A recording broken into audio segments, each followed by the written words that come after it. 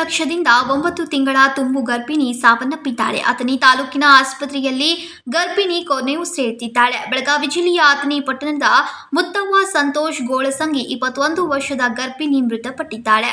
ಇದೇ ತಿಂಗಳು 31ರಂದು ಹೆರಿಗೆ ದಿನಾಂಕ ನೀಡಿದ್ದ ವೈದ್ಯರು ಮೊನ್ನೆ ದಿನ ಚೆಕಪ್ಗೆ ಎಂದು ಅಥಣಿ ತಾಲೂಕಾ ಆಸ್ಪತ್ರೆಗೆ ಮಹಿಳೆ ಬಂದಿದ್ಲು. ಗರ್ಭಿಣಿಯ ಆರೋಗ್ಯದಲ್ಲಿ ಏರುಪೇರಾದ ಹಿನ್ನೆಲೆ ನಿನ್ನೆ ತಾಲೂಕಾ ಆಸ್ಪತ್ರೆಗೆ ದಾಖಲಿಸಿಕೊಂಡಿದ್ದ ವೈದ್ಯರು ಬಳಿಕ ಗರ್ಭಿಣಿಯ ಬಿಪಿಯಲ್ಲಿ ನಿರಂತರ ವ್ಯತ್ಯಾಸ ಕಾಣಿಸ್ತಾ ಇದ್ದಂತಹ ಹಿನ್ನೆಲೆ ಶಸ್ತ್ರಚಿಕಿತ್ಸೆ ಮೂಲಕ ಹೆರಿಗೆ ಮಾಡೋಕೆ ಮುಂದಾಗಿದ್ರು.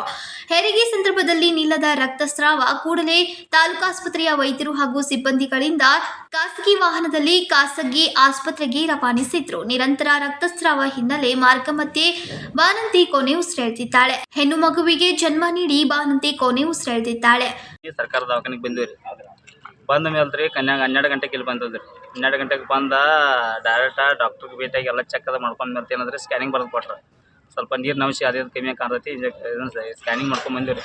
ಸ್ಕ್ಯಾನಿಂಗ್ ಮಾಡ್ಕೊಂಡು ಬಂದು ಒಂದು ಅರ್ಧ ತಾಸಿಗೆ ರೀ ಮತ್ತು ಅಂಗನವಾಡಿ ಕಾರ್ಯಕರ್ತರು ಡಾಕ್ಟ್ರ್ ಎಲ್ಲ ಕೂಡಿ ಏನು ಮಾತಾಡ್ರಿ ಗೊತ್ತಿಲ್ಲ ರೀ.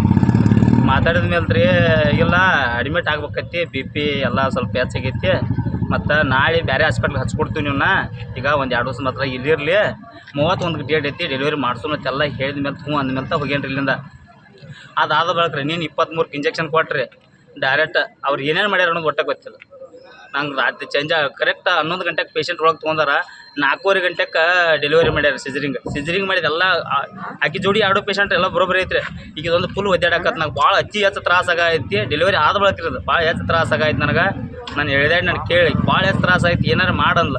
ಆಟೋಟಿಗೆ ಇವ್ರು ಯಾರೂ ಹೇಳಿದ್ರು ಯಾರೂ ಒಬ್ಬರು ತಲೆ ಕಟ್ಸ್ಕೊಲ್ದಾಗತ್ತೆ. ನಾನು ಏನು ಮಾಡಿ ಹೋಗಿ ಬೇರೆದವ್ರನ್ನ ಕರ್ಕೊಂಬರೋಟ್ಟಿಗೆ ಪೂರ್ತಿ ಇದನ್ನಾಗೈತೆ ರೀ. ಅಲ್ಲಿಂದ ಹಾಸ್ಪಿಟ್ಲಿಂದ ಇರ್ತಂದು ಹಾಕಿ ಬಾಣಂತಿಯ ಸಾವಿನಿಂದ ಸಂಬಂಧಿಕರ ಆಕ್ರಂದನ ಮುಗಿಲು ಮುಟ್ಟಿದೆ. ಅಥಣಿ ಪೊಲೀಸ್ ಠಾಣಾ ವ್ಯಾಪ್ತಿಯಲ್ಲಿ ಘಟನೆ ನಡೆದಿದೆ.